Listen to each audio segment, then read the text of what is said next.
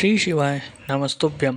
स्वागत है आपका शिव पुराण श्री रुद्र संहिता पंचम खंड 12वें अध्याय में। वर पाकर मैं दानव का वित्तल लोक जाना। व्यास जी ने पूछा, हे महाबुद्धिमान संत कुमार जी, जब ब्रह्मा, श्री हरि, विष्णु एवं सभी देवताओं ने भगवान शिव की स्तुति की तब वे प्रसन्न हुए और उन्होंने देवताओं को विपत्ति के समय उनकी सहायता करने का वचन दिया। उसी समय भगवान शिव को प्रसन्न देखकर मैं नामक दानव, जो कि त्रिपुर की अग्नि में भस्म होने से बच गया था, उनके सामने आकर हाथ जोड़कर खड़ा हो गया। तत्पश्चात मैंने निर्मल स्वच्छ हृदय से करुणानिधान भगवान शिव की स्तुति करनी आरंभ कर दी। उसने भगवान शिव के चरण पकड़ लिए। मैंने भगवान शिव से कहा, हे करुणानिधान भक्त वत्सल भगवान शिव, मैं आपकी शरण में आया हूँ, अतएव आप मेरी रक्षा कीजिए। इस प्रकार मैंने प्रभु की बहुत स्तुति की। उसकी ऐसी भक्तिमय स्तुति को देखकर भगवान शिव प्रसन्न हो गए और बोले, हे दानव श्रेष्ठ, मैं तुम अपनी परेशानियां भूल जाओ और अपने कष्टों का त्याग कर दो। मैं तुम पर प्रसन्न हूँ। तुम्हारी जो इच्छा हो मांग लो, मैं तुम्हारी इच्छा अवश्य पूर्ण करूँगा। भगवान शिव के ये वचन सुनकर मैं दानव की सभी चिंताएं दूर हो गई और उसके चेहरे पर जो भय था वह भी दूर हो गया।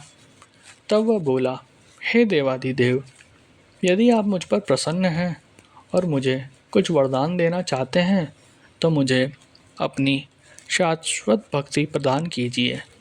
मैं आपके मित्रों से सदैव मित्रता रखूं और आपके शत्रु मेरे भी शत्रु हों।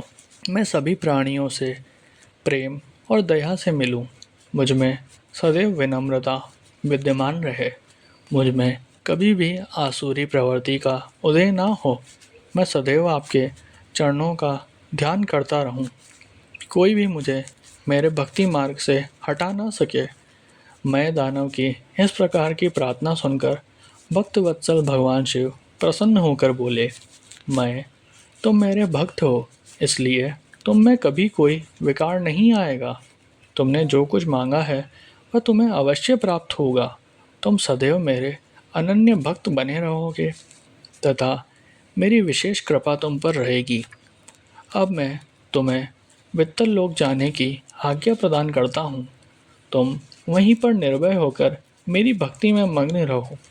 भगवान शिव की आज्ञा मानकर मैं दानव वहाँ से सब देवताओं व अपने आराध्य भगवान शिव को प्रणाम कर वित्तल लोक चला गया। तत्पश्चात देवादिदेव भगवान शिव भी देवी पार्वती सहित वहाँ से अंतर्ध्यान हो गए। त्रिलोकीनाथ भगवान शिव के वहाँ से अंतर्ध्यान होते ही उनके अभिष्ट कार्यों को पूरा करने के लिए उपलब्ध कराए गए साधन, जैसे उनके धनुष बाण, रथ आदि भी वहाँ से अदृश्य हो गए। तब वहाँ उपस्थित ब्रह्मा जी, श्री हरि, विष्णु, देवराज इंद्र व अन्य सभी देवता व ऋषि मुनि भी हर्षपूर्वक अपने आराध्य भगवान का गुणगान करते अपने अपने लोकों को चले गए। भगवान शिव के इस रुद्र रूप का स्मरण करने से शत्रुओं का विनाश होता है।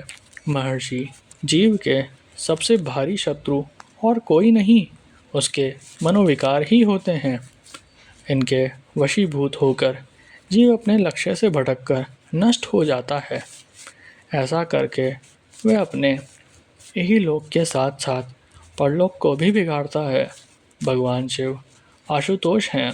उनकी लीलाओं को सुनने से समस्त पापों का नाश होता है और सभी अभिष्ट वस्तुओं की प्राप्ति होती है। महर्षि, इस प्रकार मैंने तुम्हें तारकाक्ष, कमलाक्ष और विंध्युमाली नामक तीनों महा असुरों का संहार करने वाली भगवान शशिमौली शिव शंकर जी की लीलामय कथा सुनाई है।